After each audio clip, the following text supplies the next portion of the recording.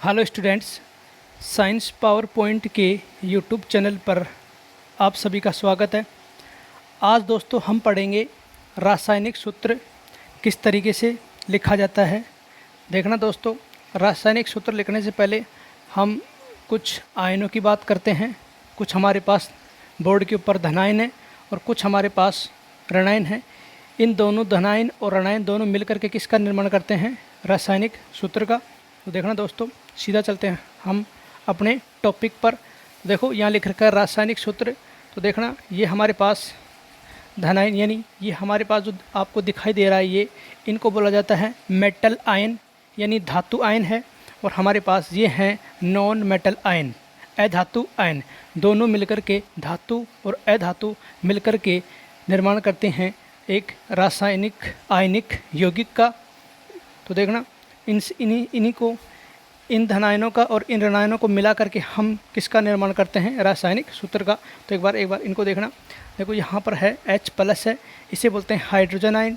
इसे lithium ion, sodium ion, potassium ion, cuprous ion, cupric ion. देखना आगे silver ion, Ca+2 calcium, zinc ion, ferrous ion, Mg+2 magnesium, Al+3 aluminium, Fe+3 ferric. इसी तरीके से हमारे पास ये मूलक हैं।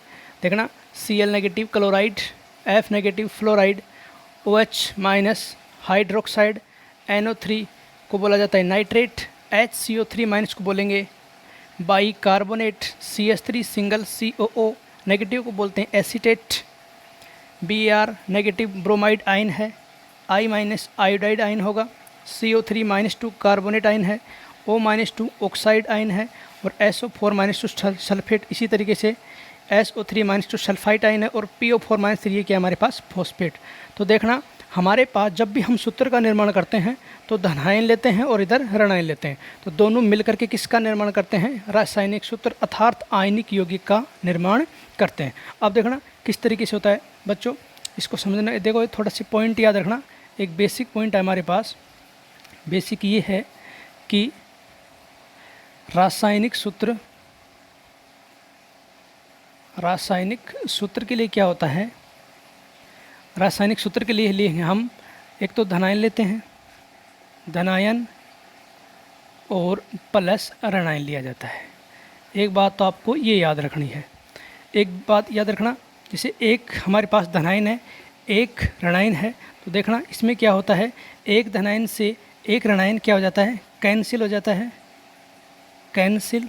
इसी प्रकार से मान लीजिए हमारे पास +2 है, इधर है -2, तो +2 से -2 क्या हो जाता है? कैंसिल। ये छोटी छोटी बातें हैं जो आपको याद रखनी है। इसी प्रकार से मान लीजिए हमारे पास ये, तो और देखना यहाँ जो लिख रखा है ना Cu+ और ये Cu+2, इसको एक बार देखना, यहाँ लिख रखा है Cu+ और ये Cu+2।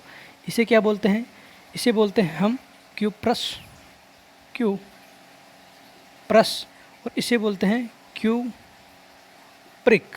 तो ध्यान रखना, जब आवेश कम है तो अंत में लगाया जाता है अस, और जब इससे ज़्यादा आवेश यहाँ चार्ज है इसलिए यहाँ बोलते हैं इक। इसी प्रकार से आगे देखना, एक बार इनको नोट करना, फिर आगे चलते हैं।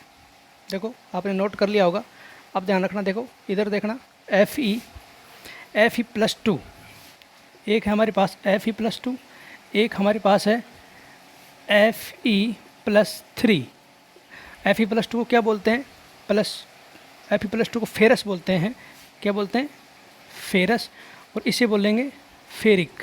तो ध्यान रखना, जब +2 आयन यहाँ पर देखो चार्ज कम है तो अंत में क्या लग रहा है? यहाँ पर अस लगता है। क्या लगता है? अस। जबकि इसमें इससे ज़्यादा चार्ज है इसलिए अंत में क्या लग रहा है? यहाँ पर इक। यदि चार्ज कम है तो अस लगेगा और यदि चार्ज ज़्यादा है तो क्या लगता है? इक लगता है। ये थोड़ा बेसिक है इनके लिए। फिर चलते हैं अब आगे। अब देखना दोस्तों, रासायनिक सूत्र किस तरीके से बनाया जाता है। हम धनायन लेंगे और ऋणायन लेंगे, देखो उस प्रकार किस तरीके से हम आयनिक यौगिक या रासायनिक सूत्र किस तरीके से अपन बना सकते हैं। मान लीजिए मैंने लिया Na+, यहाँ से Na+ सोडियम आयन लिया और इधर ले लिया Cl माइनस। Cl माइनस कहाँ से, देखो Na प्लस यहाँ से और Cl माइनस यहाँ से लिया, तो क्या बन गया, देखो एक प्लस का चार्ज एक माइनस के चार्ज से क्या हो जाता है, कैंसिल होता है। इसमें पहले इसको लिखेंगे, बाद में इसको लिखते हैं। तो पहले लिखो NaCl। एक बार फिर से सुना, एक ये प्लस का चार्ज है, इसके माइनस के चार्ज से कैंसिल हो जाता है। पहले धातु आयन को लिखा जाता है, इसके बाद में इसको लिखा जाता है। तो देखना NaCl, इस प्रकार से हमें क्या मिल गया, सोडियम क्लोराइड का क्या मिल गया, सूत्र मिल गया। सोडियम, इसे बोलते हैं सोडियम क्लोराइड। कैसे बोला, देखो Na को क्या बोला जाता है, सोडियम बोला जाता है, जबकि Cl को क्या बोलते हैं, क्लोराइड। दोनों मिल करके क्या बनाया, NaCl। ये हमारे पास रासायनिक सूत्र है और रासायनिक सूत्र का नाम क्या है, सोडियम क्लोराइड। आगे देखना, इसी तरीके से मान लीजिए हमने लिया पोटेशियम आयन को लेते हैं, पोटेशियम आयन प्लस आगे लेते हैं हम हाइड्रोक्साइड आयन OH नेगेटिव।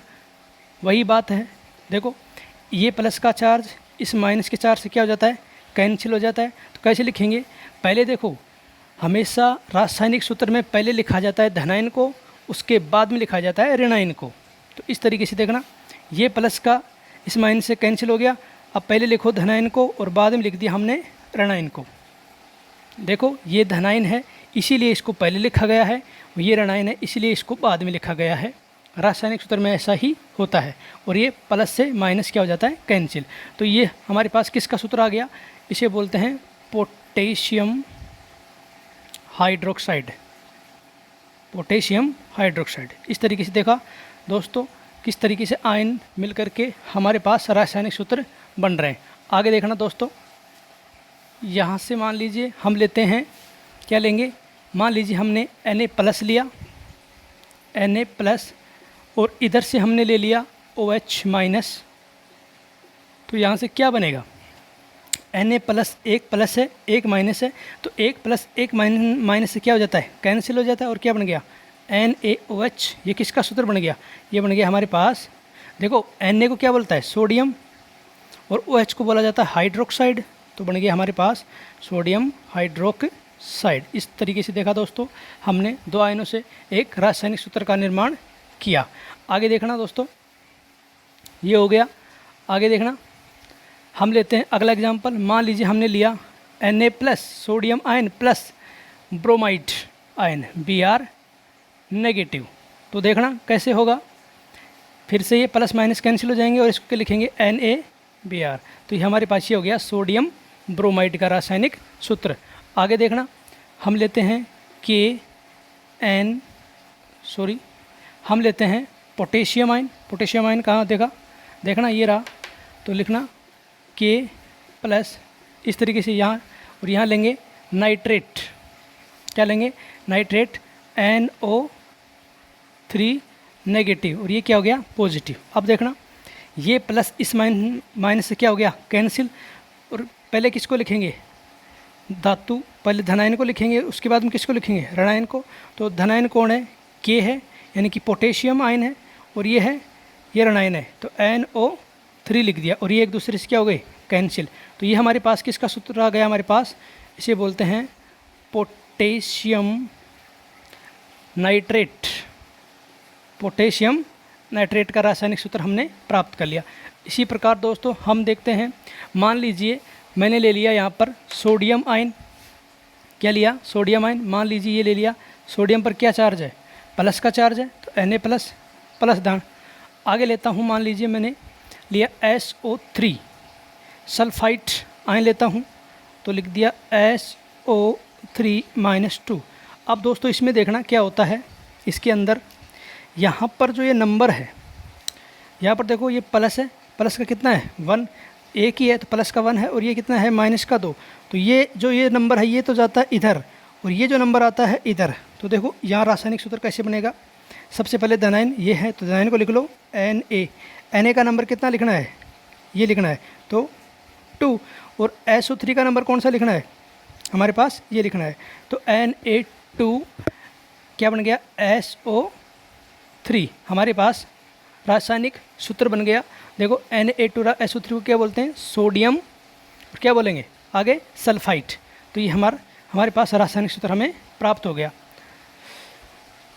तो दोस्तों आगे देखना, इसी तरीके से हम आगे रासायनिक सूत्र बनाएंगे। तो देखना आगे दोस्तों, हमने बना लिया हो। अब देखना, मान लीजिए मैंने ले लिया Ag यानी सिल्वर आयन है प्लस, और इसकी अभिक्रिया सिल्वर आयन है, और प्लस इधर से मैंने क्या ले लिया, SO3 यानी सल्फाइड आयन ले लिया, SO3-2। अब देखना इसमें दोस्तों क्या होता है, इसका रासायनिक सूत्र कैसे प्राप्त करेंगे। ये जो 2 नंबर है ये इधर जाता है, और ये प्लस का 1 है तो ये किधर जाता है, इधर जाएगा। अब देखो तो क्या हो गया, सबसे पहले Ag, तो Ag इधर गया और ये इधर गया, तो ये जो Ag के बाद ये संख्या कहाँ आएगी, यहाँ आएगी Ag2, और SO3 के साथ कौन आएगा, ये तो एक ही है, तो SO3-1। हम इस तरीके से ना लिख करके ऐसे भी लिख सकते हैं Ag2SO3। ये हमारे पास किसका सूत्र हो गया, सिल्वर सल्फाइड का सूत्र हो गया। तो Ag2SO3 किसका सूत्र हो गया, सिल्वर सल्फाइड। आगे देखना दोस्तों,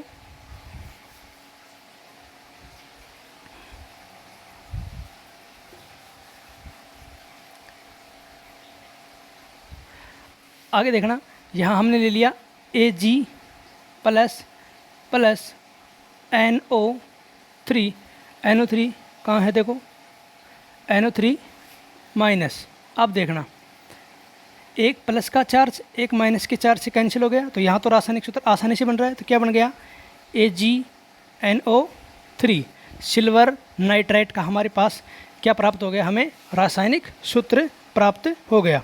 अब देखना आगे, मान लीजिए दोस्तों हमने लिया जिंक आयन को लेते हैं Zn+2, और इधर ले लेते हैं हम किसको लेंगे, SO4, कहाँ SO4, सल्फेट आयन लेते हैं, देखो SO4-2।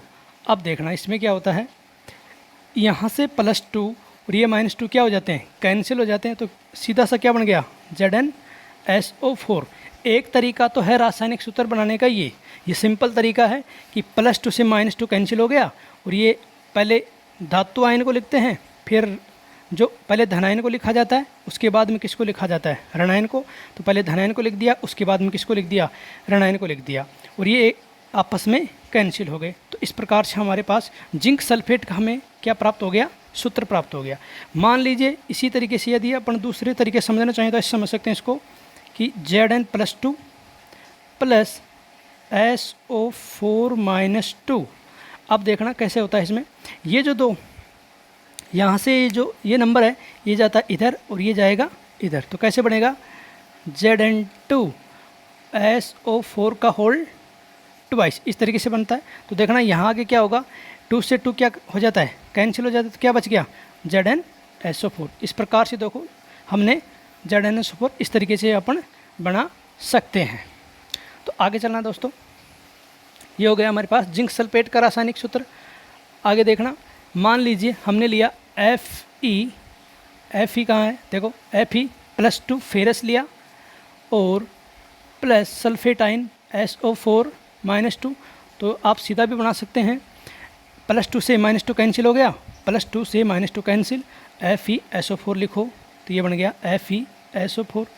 यदि ऐसे, इसका दूसरा तरीका क्या है, दूसरा तरीका ये भी हो सकता है कि हमारे पास Fe+2 है और प्लस SO4-2 है। तो देखना हमारे पास ये जो अंक है ये तो जाता है इधर, और ये अंक आएगा इधर, तो कैसे बनेगा, हमारे पास बनेगा Fe2 और SO4 का होल ट्वाइस।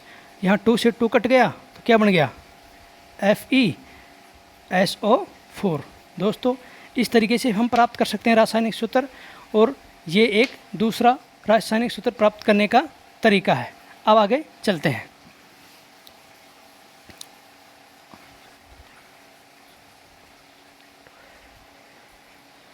आगे देखना दोस्तों, हमने मान लीजिए हमने लिया एल्यूमिनियम आयन लिया, Al क्या होता है, Al के ऊपर +3 लिया, और इसके साथ मान लीजिए हमने ले लिया सल्फेट आयन SO4, ये सल्फेट आयन ले लिया, तो SO4-2 ले लिया, अब देखना दोस्तों, यहाँ पर क्या होता है, यहाँ पर प्लस का 3 चार्ज है, यहाँ पर माइनस का 3 है। तो आप ऐसे करो इसको, इनको ये 2 इधर जाएगा और ये 3 किधर जाएगा, इधर जाएगा। तो कैसे आएगा, तो ए एल के साथ कौन सी संख्या आएगी, ये Al2, और SO4 के साथ कौन सी संख्या आएगी, ये। तो लिखना Al2 कोष्टक में लिखना SO4 का होल ट्राइस। इस प्रकार से दोस्तों हमने प्राप्त कर लिया रासायनिक सूत्र Al2SO4 का होल ट्राइस। इसे क्या बोलेंगे, देखो ये हमारे पास Al को क्या बोला जाता है, एल्यूमिनियम बोलेंगे, और SO4 को क्या बोलते हैं, सल्फेट। तो ये हमारे पास एल्यूमिनियम सल्फेट का क्या हमारे पास ये रासायनिक सूत्र आ गया। इसी तरीके से दोस्तों आगे चलते हैं। मान लीजिए मैंने ले लिया Ag प्लस सिल्वर आयन लिया, और इस सिल्वर आयन की और इधर ले लिया मैंने सल्फेट आयन SO4-2। तो देखो इसमें कैसे होगा, वही बात है, ये जो अंक है ये इधर जाता है और ये +1 है, तो ये किधर आएगा, इधर आएगा। तो कैसे लिखेंगे, Ag के साथ तो क्या आएगा 2, तो बन गया Ag2, और SO4 के साथ कौन सा नंबर आएगा, SO4 1 है, तो ऐसे भी लिख सकते हैं SO4। इस प्रकार से देखा दोस्तों, सिल्वर सल्फेट का हमारे पास क्या आ गया, सूत्र आ जाता है।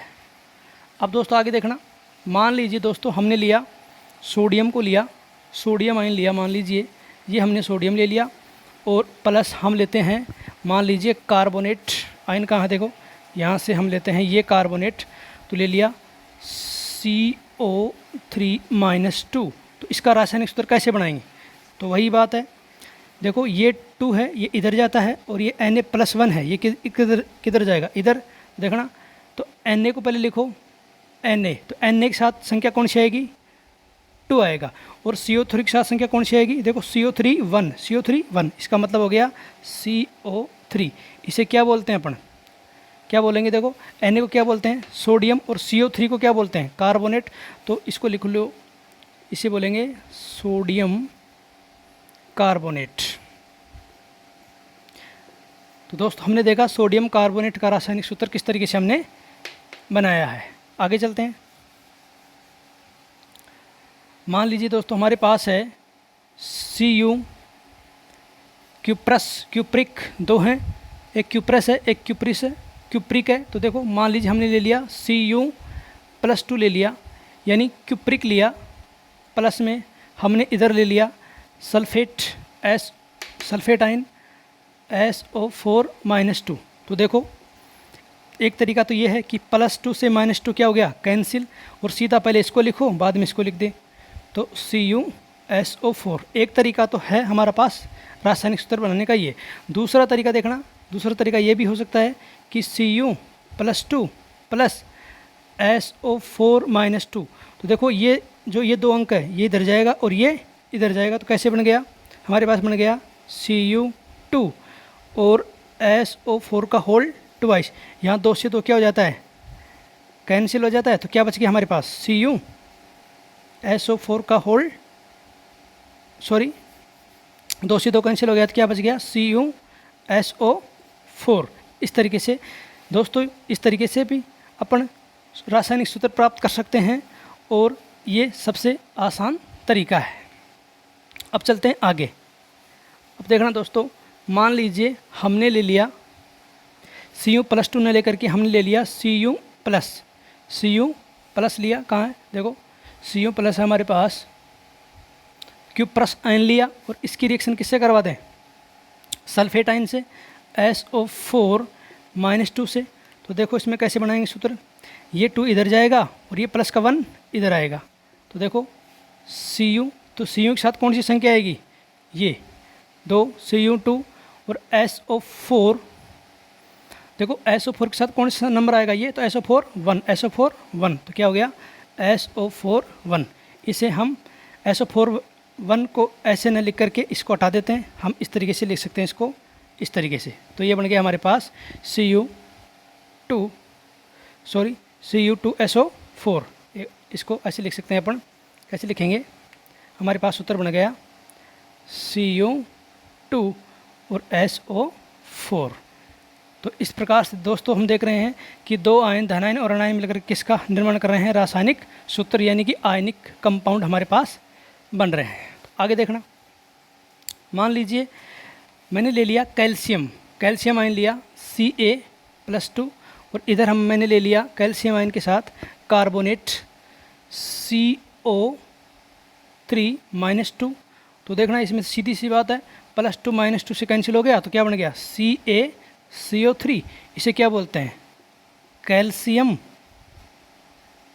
कार्बोनेट।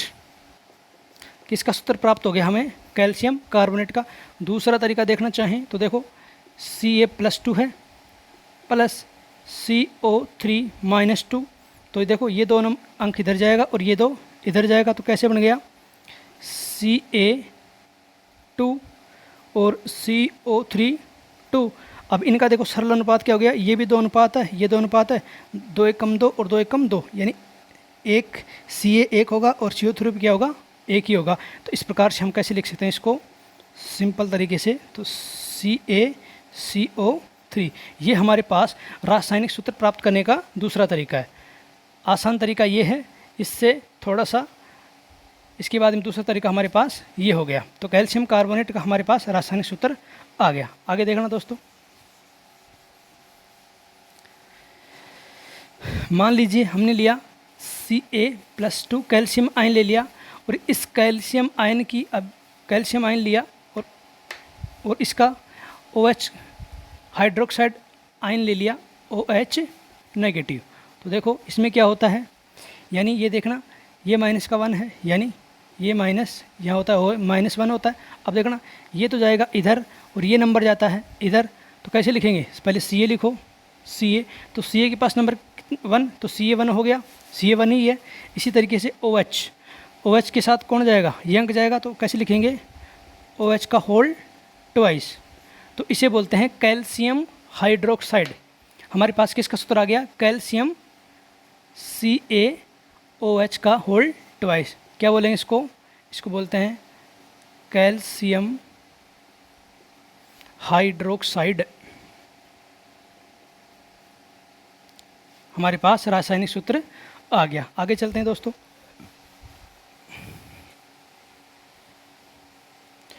मान लीजिए मैंने ले लिया Ca कैल्शियम +2 प्लस ऑक्साइड, ये ले लिया ऑक्सीजन -2 यानी ऑक्साइड बोलते हैं। तो देखो +2 से -2 कैंसिल हो गया, तो क्या बन गया CaO। तो इसे बोलते हैं हम कैल्शियम ऑक्साइड। ये हमारे पास किसका सूत्र आ गया, कैल्शियम ऑक्साइड का सूत्र आ गया। आगे चलते हैं, आगे देखना, हम लेते हैं कैल्शियम आयन ले लिया Ca+2 प्लस SO4-2। देखा हमने इधर से लिया कैल्शियम आयन और इधर ले लिया हमने सल्फेट आयन। कहाँ है सल्फेट आयन, देखो ये रहा, तो सल्फेट आयन। तो देखो +2 से -2 क्या हो गए, कैंसिल, और इसको लिख दो, तो CaSO4 क्या बन गया, कैल्शियम SO4 कैल्शियम सल्फेट। इस तरीके से दोस्तों हमने देखा कैल्शियम सल्फेट का रासायनिक सूत्र हमने आसान तरीके से प्राप्त कर लिया। आगे चलते हैं,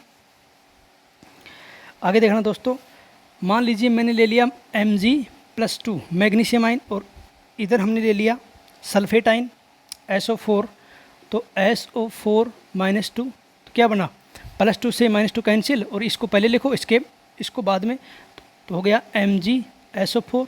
ये एक सरल तरीका है। दूसरा तरीका ऐसा भी हो सकता है कि Mg+2 है प्लस SO4-2 है।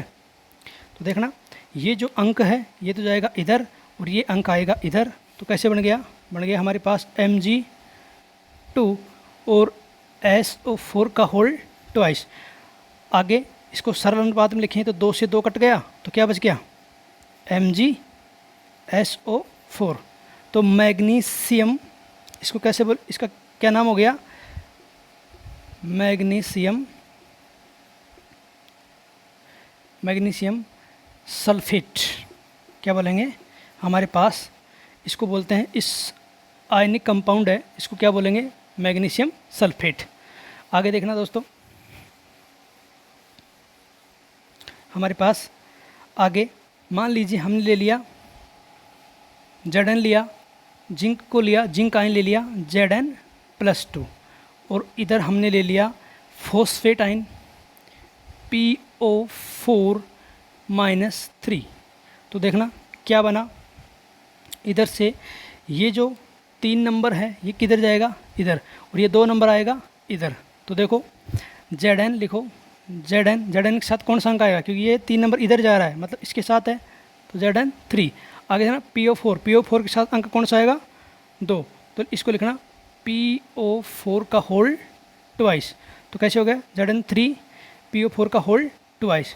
तो इस प्रकार से दोस्तों हमने देखा कि एक रासायनिक सूत्र हमने किस तरीके से बनाया है। तो दोस्तों आपको जो ये बोर्ड के ऊपर दिखाई दे रहे हैं, हमारे पास जो आयन है, धनायन है और ऋणायन है, इनको याद रखना पड़ेगा, इनको याद करना पड़ेगा। यदि ये आपको याद हो जाते हैं तो आसानी से आप रासायनिक सूत्र या आयनिक यौगिक बना सकते हैं। तो रासायनिक सूत्र बनाने का सबसे अच्छा तरीका यही है, पहले आप इनको 1 बार 2 बार 3 बार देखिए, याद हो जाते हैं तो आसान तरीके से आप क्या कर सकते हो, रासायनिक सूत्र बना सकते हो। यदि दोस्तों ये वीडियो आपको पसंद आया है तो इस वीडियो को लाइक करना, शेयर करना और चैनल को सब्सक्राइब करना। धन्यवाद।